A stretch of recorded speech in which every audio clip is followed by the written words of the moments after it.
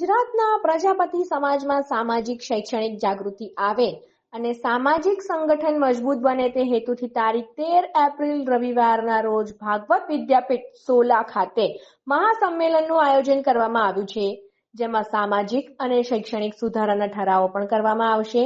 સમગ્ર ગુજરાતના ગામે ગામથી બહોળી સંખ્યામાં સમાજના ભાઈઓ બહેનો ઉપસ્થિત રહેશે. સાથે ગુજરાતના માનનીય મુખ્યમંત્રી શ્રી ભૂપેન્દ્રભાઈ પટેલ અને પૂજ્ય જ્ઞાન વત્સલ સ્વામી ઉપસ્થિત રહીને માર્ગદર્શન અને આશીર્વચન. પ્રમુખ, આપણા 13 તારીખની અંદર આપણે જે પ્રોગ્રામ થવા જઈ રહ્યો છે તે સમગ્ર ગુજરાતના આપણા આ સંસ્થાના 100 વર્ષ પૂરા કરીએ છીએ. એનો આખા ગુજરાતના દરેક મિત્રોને ભરપૂર ઉમંગ અને આનંદ છે. એ ઉજવવા માટે આપણે અહીં મળી રહ્યા છીએ.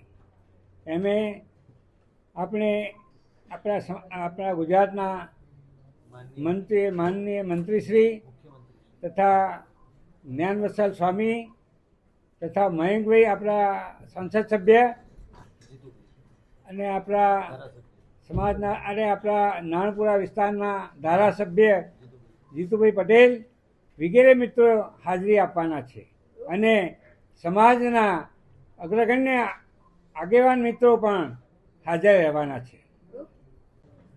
અમારી આ સંસ્થાને 100 વર્ષ પૂર્ણ થયા છે. 100 વર્ષમાં શતાબ્દી વર્ષ છે. શતાબ્દી વર્ષ દરમિયાન અમે અનેકવિધ પ્રોગ્રામો કર્યા છે. મહિલાઓના શિક્ષણના, સાંસ્કૃતિક, સામાજિક અનેક પ્રોગ્રામો કર્યા અને નક્કી કર્યું કે છેલ્લા પ્રોગ્રામમાં આપણે એક મહાસંમેલન બોલાવવું ગુજરાતનું, જેમાં આપણે સામાજિક શૈક્ષણિક સુધારા કરી શકીએ.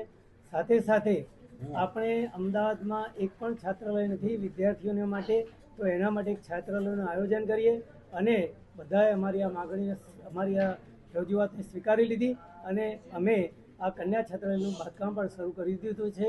500 વિદ્યાર્થીઓ રહી શકે એવું અદ્યતન છાત્રાલય છે. એને અનેકવિધ સગવડો એમાં બહુ ઓછા ખર્ચે પૂરી પાડવામાં આવશે. બહેનોની પસંદગી 2 ક્રાઇટેરિયાથી થશે. એક મેરિટ અને બીજી એની આર્થિક પરિસ્થિતિ. જેની પરિસ્થિતિ નબળી હશે એને ઘણી બધી રાહત આપવામાં આવશે અને મેરિટમાં હશે એને પણ પ્રાયોરિટી મળશે. અમે જાહેરાત કરીએ છીએ. અમારા જે જુદા ગોળ મંડળો છે સમગ્ર ગુજરાતમાં 500 થી 600, એ બધાને અમે જાણ કરીએ અને એ જાણ દ્વારા બધા વિદ્યાર્થીઓ આવે છે. અને હોસ્ટેલમાં જીમ છે, કોમ્પ્યુટર લાઇબ્રેરી છે, કેફેટેરિયા છે, ત્યાર પછી રમતગમત ઇન્ડોર આઉટડોર ગેમ માટેની વ્યવસ્થા